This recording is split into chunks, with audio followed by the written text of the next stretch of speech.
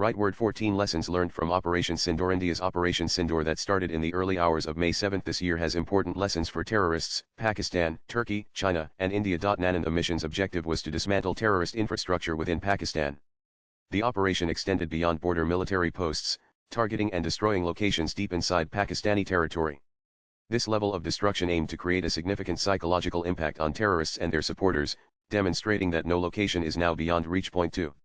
The Pakistani military and inter-services intelligence ISI are not always capable of protecting them from Indian action. Point 3. Key leaders and heads of terrorist organizations suffered personal losses, experiencing the consequences of their own violence. Point 4. High-value targets HVTs or notorious terrorists were neutralized.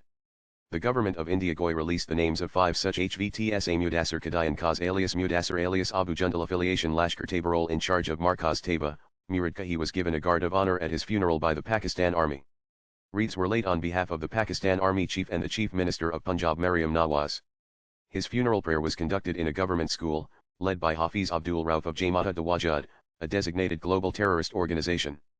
Sky News reports corroborated that Markaz Taiba in Muradka was utilized by Lashkar-Taiba for training terrorists. B. Hafiz Muhammad Jamil, affiliation Jaish-e Mohammed. He was the eldest brother-in-law of Maulana Masood Azhar and in charge of Markaz Subhanallah, Bahawalpur. He was actively involved in the radical indoctrination of youth and fundraising for Jem. C. Mohammed Yusuf Azhar alias Ustad G alias Maud Salim alias Ghosi Sahab, affiliation Jaish-e Mohammed. He was brother-in-law of Maulana Masood Azhar.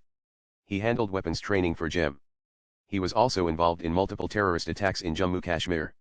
He was wanted in the IC-814 hijacking case. D. Khalid alias Abu Akasha, affiliation Lashkar-Taiba. He was involved in multiple terrorist attacks in Jammu Kashmir. Engaged in weapons smuggling from Afghanistan. E. Mohammed Hassan Khan, affiliation Jaish-e Mohammed, son of Mufti Asghar Khan Kashmiri. He was operational commander of Jem in Pakistan-occupied Kashmir Pak.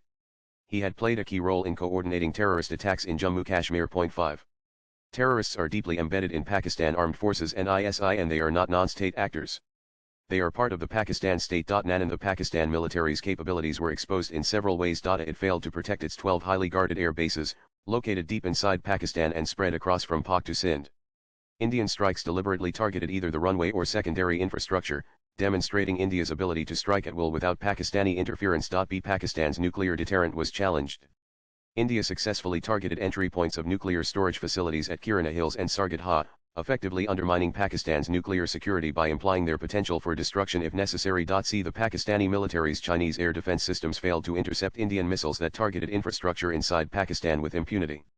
Conversely, all Pakistani strikes using Chinese and Turkish drones missiles were successfully intercepted by Indian air defense. D. Pakistan even launched its surface-to-surface missiles Fateh-1-2, but these were also destroyed by Indian air defense. E. The Director General of Inter-Services Public Relations DGISPR of Pakistan consistently stated that they would retaliate, even announcing an operation named Operation Bunyanun Marsus Iron Wall on May 10, only to agree to a ceasefire on the same day.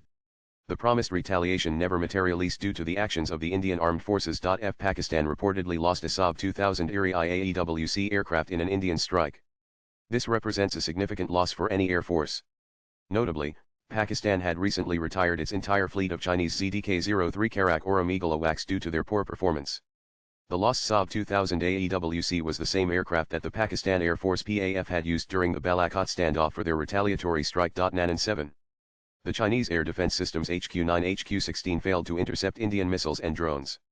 Over the past decade, Pakistan's reliance on Chinese armaments had increased from 36% to 80%. During initial strikes, the PAF allegedly circulated reports of downing an Indian Rifle aircraft, which China enthusiastically publicized. However, when the Indian Air Force IAF launched strikes against Pakistani military assets, Chinese systems failed to protect Pakistan's strategic assets. Point 8.